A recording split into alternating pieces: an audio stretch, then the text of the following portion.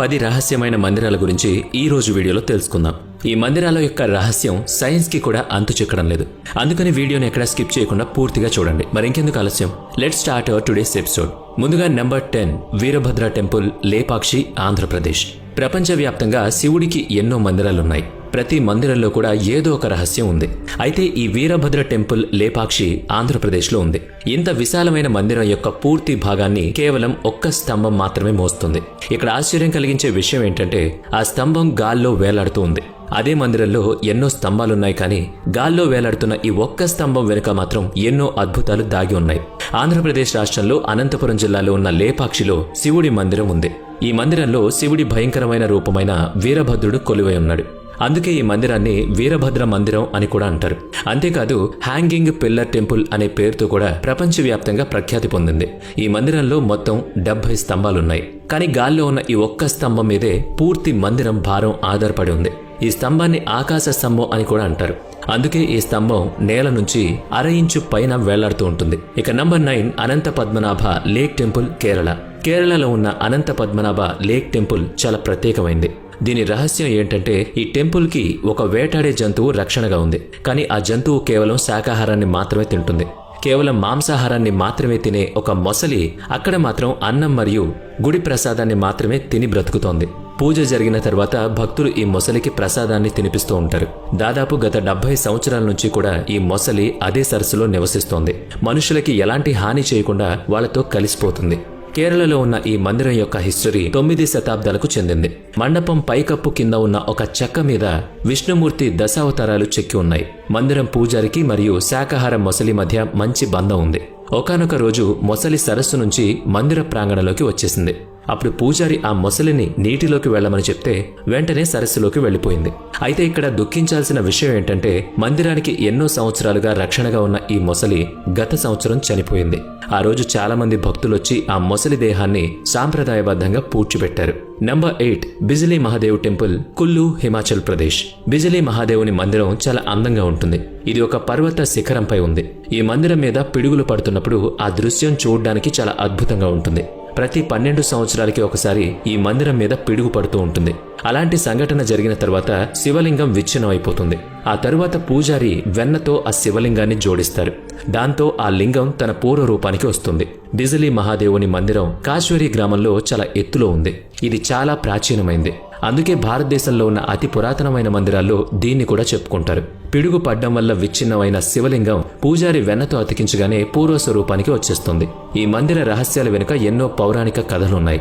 పౌరాణిక కథల ప్రకారం కులాంత్ అనే దైత్యుడు ఈ ప్రదేశాన్ని తన నివాస స్థానంగా మార్చుకున్నాడు. ఈ ప్రదేశాన్ని నీటిలో ముంచేయాలి అనుకున్నాడు. అప్పుడు మహాదేవుడు తన త్రిశూలంతో దైత్యుడిని వధించాడు. అప్పుడు ఆ దైత్యుడి శరీరం ఒక పెద్ద పర్వతంగా మారిపోయింది. అందువల్లే ఈ ప్రదేశానికి కళ్ళు అని పేరొచ్చింది. ప్రతి పుష్కరానికి ఒకసారి దేవతల రాజు ఇంద్రుడు శివుడి ఆదేశం మేరకు ఈ మందిరం పైన పిడుగులు కురిపిస్తాడు అని ప్రజల నమ్మకం. ఇక 7వది కామాఖ్యాదేవి టెంపుల్, అస్సాం. భారతదేశంలో ఉన్న 51 శక్తిపీఠాల్లో కామాఖ్య శక్తిపీఠం చాలా ప్రసిద్ధమైంది. ఈ మందిరాన్ని అఘోరాలు మరియు తాంత్రికులు నివసించే ప్రదేశంగా చెప్పుకోవచ్చు.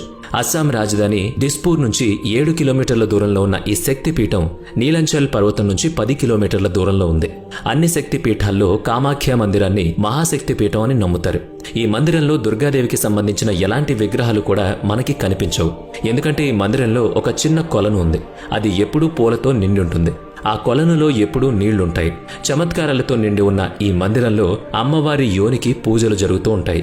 మహాదేవుడి భార్య అయిన సతీదేవి అగ్నిలో ఆత్మార్పణ చేసుకున్నాక విష్ణుమూర్తి తన సుదర్శన చక్రంతో సతీదేవిని 51 భాగాలుగా చేశాడు. ఆ 51 భాగాలు వేరువేరు చోట్ల పడి శక్తిపీఠాలుగా అవతరించాయి.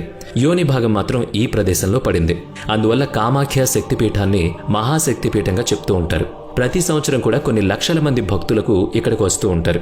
6వది పూరి జగన్నాథ స్వామి టెంపుల్, ఒడిశా. ఒడిశాలో ఉన్న పూరి జగన్నాథ స్వామి మందిరంలో శ్రీకృష్ణుడు వైకుంఠ స్వరూప రూపంలో కొలువై ఉన్నాడు. పూరిలో ఉన్న ఈ పౌరాణిక మందిరం చాలా పురాతనమైంది. ఈ మందిరం యొక్క హిస్టరీ చాలా ఆశ్చర్యంగా ఉంటుంది. జగన్నాథ స్వామి మందిరంలో ఉన్న విగ్రహాలలో ఈ రోజు కూడా శ్రీకృష్ణుడి గుండె కొట్టుకుంటూ ఉంటుందని చాలా మంది నమ్ముతూ ఉంటారు. కానీ పూరి ప్రజలు మాత్రం అక్కడ మందిరంలో శ్రీకృష్ణుడి గుండె లేదు, అక్కడ బ్రహ్మ పదార్థం ఉంది అంటారు. ఈ బ్రహ్మ వస్తువు చాలా రహస్యమైంది. దీని రహస్యం గురించి కేవలం కొద్ది మందికి మాత్రమే తెలుసు. సనాతన పరంపర ప్రకారం జగన్నాథ స్వామి మందిరాన్ని వైష్ణవ పరంపరలో అతి పెద్ద తీర్థంగా చెప్పుకుంటారు. ప్రతిరోజు దేశ విదేశాల నుంచి కొన్ని వేల మంది భక్తులు జగన్నాథ స్వామిని దర్శించుకోవడానికి ఇక్కడికి వస్తూ ఉంటారు. పూరిలో ఉన్న ఈ మందిరంలో జగన్నాథ స్వామి అన్నయ్య బలరాముడు మరియు చెల్లెలు అయిన సుభద్రల యొక్క విగ్రహాలు కూడా ఉన్నాయి. జగన్నాథ స్వామి మందిరానికి సంబంధించి 5 రహస్యాలున్నాయి. వాటిని ఇంతవరకు ఎవరు కూడా ఛేదించలేకపోయారు.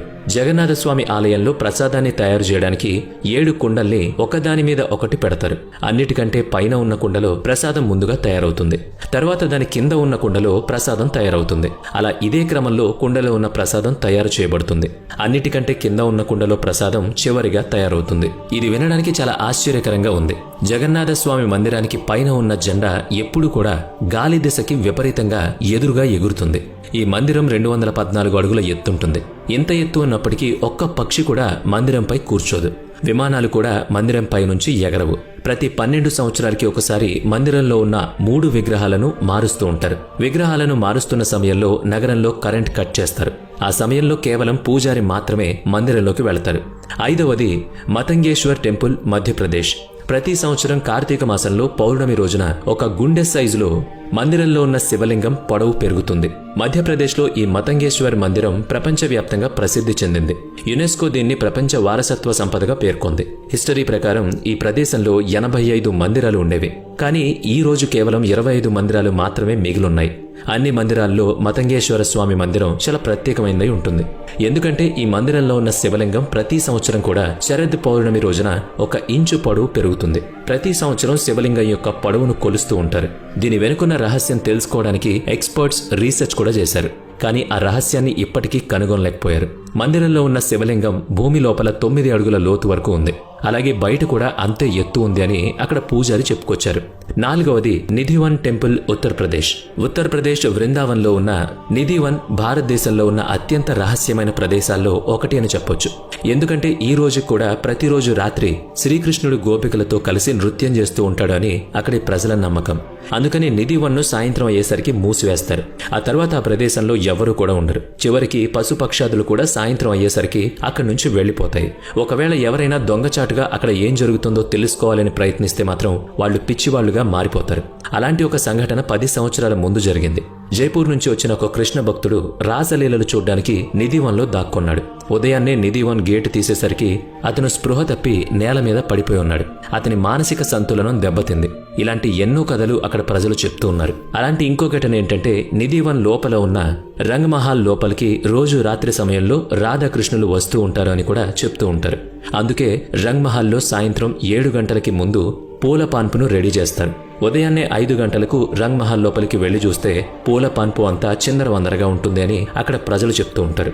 Number 3 Karnimata temple, Rajasthan. ఈ మందిరంలో కొన్ని వేల ఎలుకలు ఉన్నాయి. వాటిలో తెలుపు రంగులో ఉన్న ఎలుకలు కూడా కొన్ని ఉన్నాయి. ఈ ఎలుకలు అన్ని కరణీమాత పుత్రులుగా అక్కడ ప్రజలు భావిస్తారు.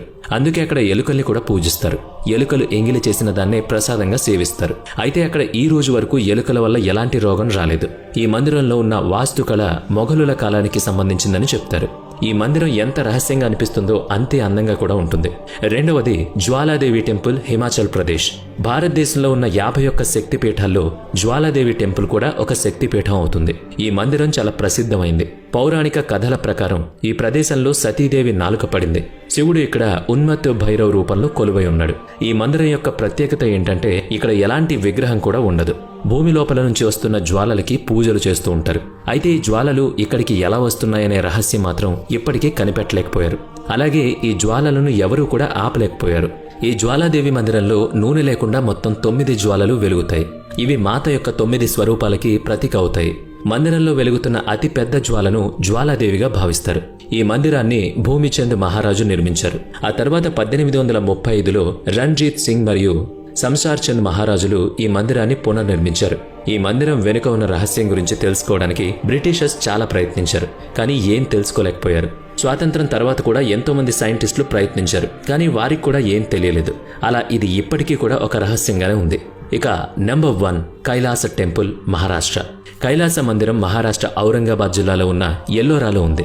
ఈ మందిరం యొక్క రహస్యం ఇప్పటికీ సైంటిస్టులకి కూడా ఒక ఛాలెంజ్ విసురుతోంది. కృష్ణప్రథం మహారాజు క్రీస్తు పూర్వం 756 మరియు 773 మధ్యలో కైలాస మందిరాన్ని నిర్మించారు. అసలు ఈ మందిరాన్ని ఎలా నిర్మించారు, ఎలాంటి టెక్నాలజీ వాడారు లాంటి ఎలాంటి ఇన్ఫర్మేషన్ కూడా మన దగ్గర లేదు. ఈ మందిరం గోడలపై చెక్కిన కళ చాలా పురాతనమైంది. అలాగే గోడల మీద ఉన్న భాషను కూడా ఎవరూ డీకోడ్ చేయలేకపోయారు. ఈ మందిరాన్ని కింది నుంచి కాకుండా పైనుంచి నిర్మించారు. అవును, ఒక కొండని పైనుంచి చెక్కుతూ మొదటిగా మందిరం యొక్క మకుట భాగాన్ని అంటే శిఖరాన్ని నిర్మించారు. అలా పైనుంచి కింద భాగం వరకు చెక్కుకుంటూ నిర్మించడం జరిగింది. అంతేకాకుండా వర్షపు నీటిని స్టోర్ చేసే సిస్టమ్ మరియు డ్రైనేజ్ సిస్టమ్ కూడా ఈ మందిరంలో ఉంది. మందిరాన్ని నిర్మించే సమయంలో దాదాపు 7 లక్షల టన్నుల రాయిని కట్ చేసి ఉంటారని సైంటిస్టులు చేసిన రీసెర్చ్లో తేలింది. ఈ ప్రకారం చూస్తే ఈ మందిరం పూర్తవడానికి దాదాపుగా 150 సంవత్సరాల సమయం పట్టింది. కానీ ఈ మందిర నిర్మాణం కేవలం 17 సంవత్సరాల్లో పూర్తయింది అని హిస్టరీ చెప్తోంది. అంత ప్రాచీన కాలంలో ఇప్పుడున్న టెక్నాలజీ లేనేలేదు కదా. మరి అంత పెద్ద కొండరాళ్లను ఎలా కట్ చేశారు? ఏదైనా ఏలియన్స్ టెక్నాలజీ వాడి ఈ మందిరం